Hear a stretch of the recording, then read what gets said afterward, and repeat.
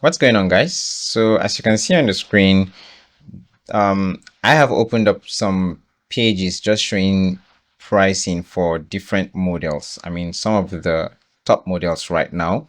And this is Gemini 2.5 Pro. You can see that yes, it has a free tier, and you can use this absolutely for free, except for the fact that it's limited. So you can use it for just a short time and then you will be asked to pay if you enjoy using it. Just the regular charging model. And this right here is the pricing for the paid tier for Gemini 2.5 Pro. Same goes with LLaMA 4, and they have also done the work of doing a little comparison, and these are pricing for other models based on what they have. And yes, you still have to pay. This is for Grok 3, and the payment is based on the text input just like the others, and then just how you use the system. So yes, they will still give you access to use these models for free, but it's still going to be for a limited time. Now, what if I told you that you could access all these models and more completely for free as at the time of recording this video? I mean, that would be hard to believe, right? All right, so introducing lmarena.ai. It's a website that gives you all those models and then doesn't ask you to pay anything. I mean, as at the time of recording this video, everything here is free. So for you to access these models, just click on this and then go to direct chat. This is what I would do. And you have two different options. You can either just have like models that just accept text inputs, I mean, like this, or if you want to generate images, you can still do that. But let's start with the chat section. With the chat section, you can see all these models. I mean, just look at them. um I found it difficult to believe when I saw it the first time. I was like, okay, what's the catch? Because everything here looks free and it doesn't look like LM Arena just started now. I mean, they even have a legacy website, which means they've been around for some time. And yes, so for the image generation, we also have all these models, and you can even see the Flux context. I mean, Flux 1 context Pro and the Flux 1 context Max. These are, I mean, this is very unbelievable in my opinion, because some of the websites that will give you access to these models for free would now restrict it to probably using it for, I mean, just a short period of time, or you would see a lot of ads popping up. But I really still don't know the catch here. So what I would want to do is, yes, the aim of this video was to show you this tool, which on your own you could go ahead and give it a try, blah blah blah, and close this video, right? But I want to go a step further. I want to actually test out these models. Are they just models that have been written like this, or do they really do what these models are known for? So because of this, I have come up with a document here, and what it does is just to compare all these, not all, but then some of the major models that I have seen there, and just highlighted what they are best known for. And for these models, I also have prompts to use this, I mean, test out these models. So because this, if I would follow all these models from beginning to the end, this video is going to be like an hour long. So I'm just going to pick out, select the prompts that I also have the information to impute at the moment, and then use them. I would also leave the this particular document, including the prompts. I would leave everything just in the description, so you can test it out yourself. So the first one is Gemini 2.5 Pro, and yes, it's best known for its advanced multimodal reasoning and code generation. This is what Google prides itself with, I mean, with Gemini 2.5 Pro. And assuming we are to test this out, this is a prompt to help us test this out. We can tell it that, hey, you are a technical consultant and we are giving you this. So I currently don't have a 20-page PDF of a scientific research paper. I don't have a set of 5 code files for Python. And I mean, you can change this, but then you get the point. I am doing this so you can have an idea of how you can push these tools to the limit based on what they are known for. I mean, best known for. So I would keep going down these models. So Grok 3 is known for live deep dive research with source citations. Not that it's the first, but it's known for its accuracy. Even though Perplexity does this also, but Grok 3 seems to be really cool. So this doesn't really need us to have some high level input. I think we can do this. So I'm just going to copy this prompt. Let's see if this would give us a response that matches what the actual Grok 3 would give us. So I think we should go to Grok and paste this side by side with what we have here. So here I'm just going to open Grok 3. This is Grok 3 preview. Let's see, is there any other Grok? All right, so there's Grok 3 mini. And then yes, so it's a Grok 3 preview that we would use for this. So I'm just going to leave it on Grok 3 preview, which should be like the max. And then paste the prompt here.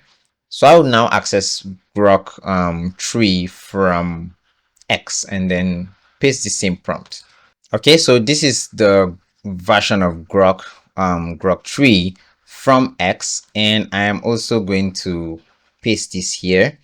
Let's see if the outputs are the same. I'm just going to, they may not be exactly the same, which yeah, it's not going to be like, I mean, even if you paste the same prompt in the same tool twice, you are hardly going to get exactly the same response. So okay, so this is from X, and then all right, so we can see some responses. We can see we can also see the references, and this is pretty detailed so far. And how about this? Okay, so a solid state. How about the references? So far I can't see any, but it's still generating. All right, so report latest advancements in battery technology for electric vehicles. This says October 2024, while this has like the last 3 months, April to July 2025. Okay, so the electric vehicle battery sector has this significant this and that, and the figures here, I mean, the data here, are they matching what we have here? I don't know. I mean, we would have to read through to know, but this is the information we have from this Grok 3. Okay, so this is still working. And although the first part here really is questionable because I can see October 2024. That's, I mean, last year. That's a couple of, I mean, so many months ago. October last year was way more than 3 months ago. So September 2024. So most of the data we have here are from 2024, even though we have some projections in 2025. But as you can see from x.com's Grok, I mean the real Grok 3, you can see some projections up to 2027, 2026. I saw one that was 2026, and then there's even a potential, I mean, projection by 2030. So is this actually enough for us to judge this? I don't know. We could give it a try using a different model, and that's why I would come to the next model to just try it out. So it looks like it doesn't really go like online to do its own research, as that would mean. So it means it was trained on a specific data, but has probably the same capability with Grok 3. That might be the explanation. But before we jump into conclusions, let's try a different prompt using a different model. So this is Claude Opus 4, and it's known for multi-step planning and execution for complex workflows. Perfect. So we don't really need to input like a PDF file or a research work or something like that. So all we need to do is tell it you are an AI project manager and do this. All right. So I would now access Claude. Okay, so what I noticed was on Claude, for a free plan, you only have access to Claude Sonnet. So if you want to have access to other models, you need to be a pro member. So you can't really use it on Claude AI straight, which means you have to just subscribe to their pro plan before you can test this. But good news is I have access to a paid version of Claude Workbench, and what this allows you to do is to select model, like any of the models that you would that Claude has. So what I want to do now is to select Claude Opus, and this would be the model we're going to test out. And it also has the thinking capability, so I'm just going to select it. And for the budget, this is 16k budget tokens, and this is 32k budget tokens. I think we would use this 32k even though it runs your credit so fast. This also has that capability. We have Claude Opus, the thinking version, and then we also have just I think I saw just the regular Claude Opus 4. And since this is for free, we should use the maximum that we see here, right? So I'm just going to select this. All right, so this is Claude Opus thinking 16k. So I'm just going to reduce this to the 16k, which was the initial configuration. So this is 16k, and we would now feed it with our Claude Opus prompt. So I'm just going to do the same here, paste this, and boom, paste this here, and we run. Okay, so this isn't about us testing the speed of execution, because it's not that's not the plan. But I want to see how, detailed each of these would be. Is it the same thing? That's what we want to find out. And this would clearly show you that it was thinking, and it's going to show you all the information that you asked it to show. And then what I also noticed was the markdown styling. And part of the prompt also says document your reasoning and actions at each step and provide a final report with outcomes and lessons learned. So this is actually also even composing an email. This is nice. This is for a social media post. Oh wow, this is really nice. This is for the Anthropic Claude. But this is done, and is it the same level? Well, for starters, it's not is it a markdown? Yeah, I think it's a markdown. But how is the display here? This is for free, so you can go ahead and keep trying it out. It's not like it's going to cost you anything. We don't really have time to read through everything here. But what this would tell you is the amount of detail, the amount of attention to detail that this would put here isn't the same as what we would see here. So there's always room for improvement because it's a free tool. but I think it's pretty close. It's pretty close to what the real thing is. The only thing is it's not as detailed. So yes, it's free. So maybe that's the catch. And well, for now, we have access to Claude Opus 4. So let's go ahead and try out probably the last prompt. So let's look through and see if we can have any prompt that does not require us to upload a file to just do a research. Okay, so this is interesting. This is Qwen 3, if I'm pronouncing it right, and it's known for its multilingual tool using agent for complex task automation. So why don't we give this a try? I'm still going to compare it with a, I mean, the real thing. So I'm just gonna Google Qwen 3. Okay, so by just quickly Googling Qwen 3, we were led to this website, and yes, this is Qwen 3. I'm just gonna search for the same Qwen 3 that we have access to here. So this is 235B, and I think it's the same as this. So 235B, yeah, A22B, so it's the same. So I'm just gonna open up a, all right, no need of opening up a new chat. I'm just going to paste the prompts that we have here, and the prompt says you are a multilingual virtual assistant. Automate the process of gathering, translating, and summarizing news articles about climate change from Chinese, English, and Spanish sources.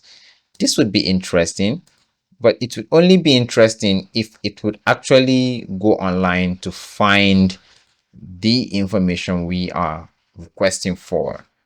And I think on the real Qwen, we also need to click on search for it to really go online. But since this doesn't really have that capability, let's go ahead and just run it from here and do the same here, since it will now use this model to run the process.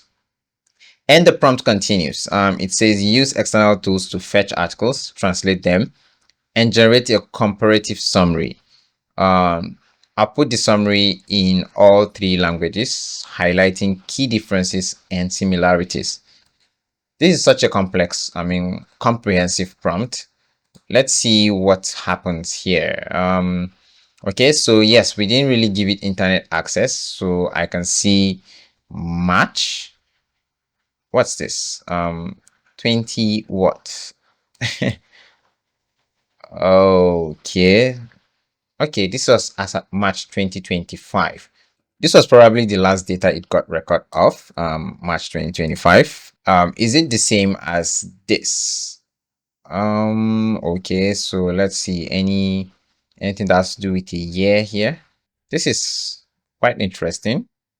Okay, so this didn't really tell us as at what year, but we can see a comparative summary. We can see all the performance metrics, and we can see some other information that look like they are written in quotes.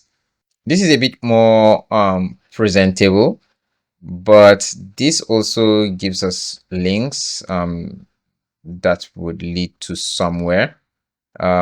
This doesn't, but I am not disputing the fact that this might be correct, because I'm sure if we run this prompt again and use the search feature, then the results here would probably be like the most updated version. And the fact that this gives you access to even run a search and this doesn't, then this would still need some work. It might be the same model, it might be the same API that you use for those models, but it doesn't really have the most updated information. That's one thing for sure. So yes, you have access to that model, but if you're trying to use it for the most recent information or data, then it might not be the right tool for you, but it's free. That's the good thing. And if you want to use it for other research related aspects, like For instance, giving it a data set containing 100,000 text entries and asking it to do something, or reviewing your Python files, or just you giving it your scientific paper, research paper, so it could do some tasks and just help you do some analysis. I'm very sure this tool can handle it because, as you can see, most of the ones that we have been using here haven't given us access to upload any file. But then for Gemini 2.5 Pro, since it says we can give it data, if you select Gemini 2.5 Pro from this list, you would see that it would now give you room to upload files and do your analysis. So I'm very sure it's going to help you with something like that much more effectively. But at the moment, the access to internet isn't there, so you wouldn't really have the most updated information.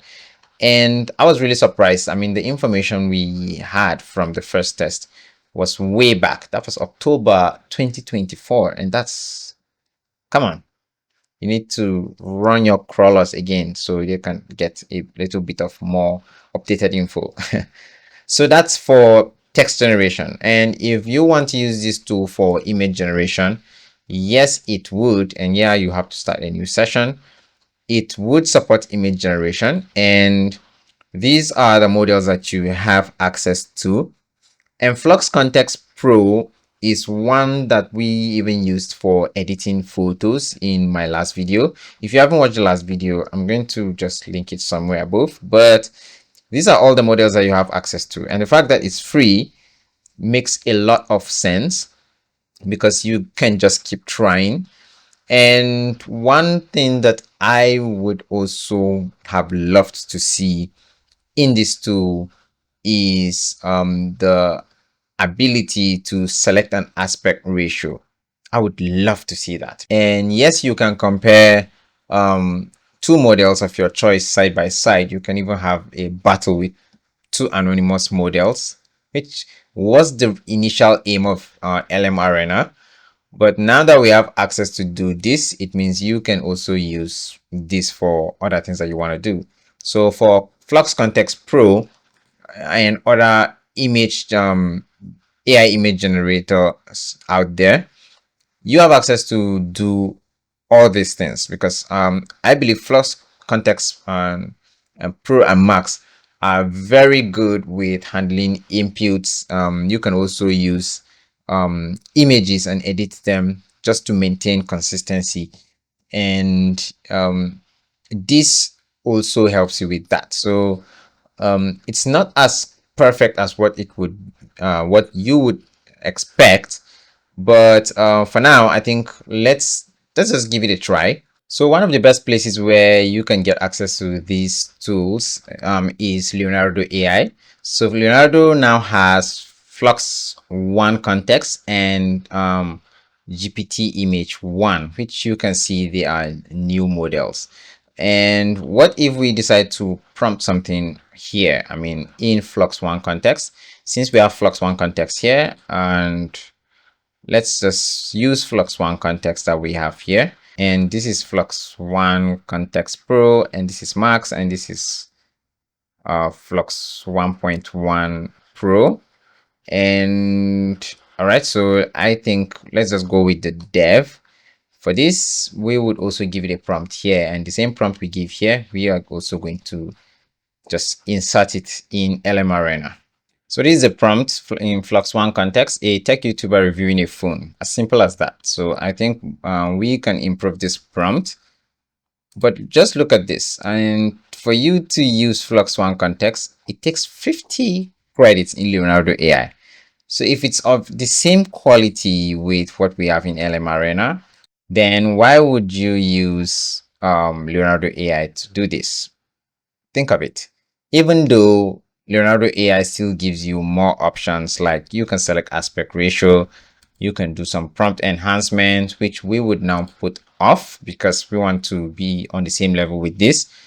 And then you can also select the number of images. So for this, for a free account, you can generate just one image at a time.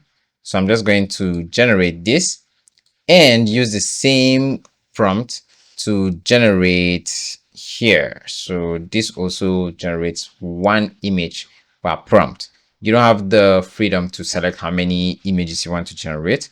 Okay, so let's see. This is the image, and this is the one from Leonardo. Okay, this is way more realistic, and even though yes, this is also realistic, but I'm not really sure which of the flux um models we were supposed to use, because we used dev. Are we supposed to change it? So let me just go ahead and try a different flux one context, probably for the same prompt, and still generate. And as you can see, the generation is quite fast, which is a plus. But this is the only dimension that you have access to. And if you like the image, you can just go ahead and download it. Okay, this is nice. This is really nice. Look at the glasses and the hair. So I presume the hair color is because of the backdrop lighting. And this looks like the real thing for Flux Context Pro. But what if I change to Flux Context Max? Do we still have the same quality? And since this is free, you can always just keep trying it out until you find what works best for you. Compared to using this, I mean, from our 150 free credits for the day, with just this image generated, we have used 50 and we have 100 left. Okay, so this isn't good. This isn't good because why is the phone? Well, it could be. I mean, the phone is backwards because the YouTuber is trying to talk about the back of the phone. Maybe. But that's basically what you need to know about LLaMA Arena. Give it a try. I'm going to still leave the link below. Let me know what you think. And if you got value from this video, type I got value from this video in the comment section. So that's been it. Thank you for watching. And as always, I will see you in the next one. Goodbye.